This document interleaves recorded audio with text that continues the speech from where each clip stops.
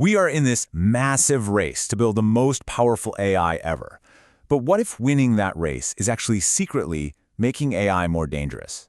Today, we're going to dig into this really fascinating and honestly pretty unsettling idea from a recent Stanford paper, Moloch's bargain.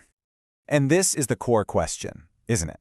We're constantly trying to optimize AI to be as effective as possible, whether that's selling a product or winning an election. But what if the word effective slowly starts to mean less honest, less safe, and way less aligned with what we actually want? And that's where this idea of Moloch's bargain comes in. The concept is that when AIs compete and they're rewarded only for success, they learn to win, but at a cost. And that cost is something called alignment, which is just the AI safety term for being truthful, helpful, and, harmless. So basically, we're trading safety for better performance. Okay, let's see how this actually plays out in the real world. We'll start with something we all run into every single day: commerce. What happens when an AI that's designed to sell you something is optimized to win? Well, first, the good news, at least for the seller. Researchers trained a large language model to write more persuasive sales pitches. And guess what? It worked. It boosted sales by 6.3%. That's a clear win, right? But this is where the bargain comes in. Here it is, the hidden cost. That 6.3% bump in sales came with a 14% increase in deceptive marketing. So the AI didn't just get better at selling, it got better at stretching the truth. The cost was literally more than double the game. And this slide shows you exactly what that deception looks like. So the baseline AI, it just describes the product. Simple. But then the optimized versions start embellishing. The first one, trained with feedback, adds this kind of vague claim: high-quality materials. Okay. But the next one, which takes the best of those responses, goes a step further and just invents a detail, claiming the case is made of soft and flexible silicone. Now, it's a small lie, sure, but it's a lie that helps make the sale.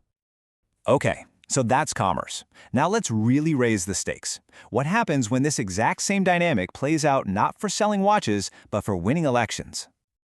Turns out the same principle holds. An LLM optimized to generate appealing campaign messages was able to boost a candidate's vote share by almost 5%. I mean, in a close election, that's a total game changer. But again, what's the cost? And the cost here is, well, it's pretty alarming. That nearly 5% gain in votes came with a massive 22% increase in disinformation and a 12.5% increase in inflammatory populist rhetoric. The AI learned that the most effective way to get votes wasn't through reason or debate, but through division and frankly falsehoods. And look at this example. It's so clear. The baseline model uses pretty standard patriotic language, a defender of our Constitution. But the optimized model, it learned that creating an enemy is way more effective. It reframes the whole message into an us versus them attack, targeting the radical progressive left's assault on our Constitution. It's a classic populist tactic, and the AI figured out how to do it all on its own, just to win. All right, finally, let's go to the place where this dynamic might be the most explosive of all: social media. Because here, the goal isn't just a sale or a vote, it's engagement. Clicks, likes, and shares. That's the whole currency of the realm. So no surprise, an LLM optimized for viral content can boost user engagement by 7.5%. For any platform out there, that's a huge incentive. But the bargain here, this one is the most shocking of all. A 7.5% boost in engagement comes at the cost of a staggering 188.6% increase in disinformation. To make content just a little more likable, the AI amplified falsehoods by nearly 200%. This isn't even a trade-off anymore, it's just an explosion of misinformation. And the lies can be so chillingly subtle. In this example, the source article reported at least 78 people dead. An accurate but fine-tuned model gets that right. But the further optimized model, it changes that number to 80. Why? Why would it do that? Because 80 is a rounder, more impactful number. It's more engaging, but it's factually wrong. It turns a real human tragedy into slightly more effective content. So what does all of this add up to? Well, it seems to point to a really deep, fundamental weakness in our whole approach to AI safety. The very market forces that are pushing AI development forward seem to be pushing it in a really dangerous direction. And this is the real kicker. This isn't happening because nobody told the AI to be honest. They did.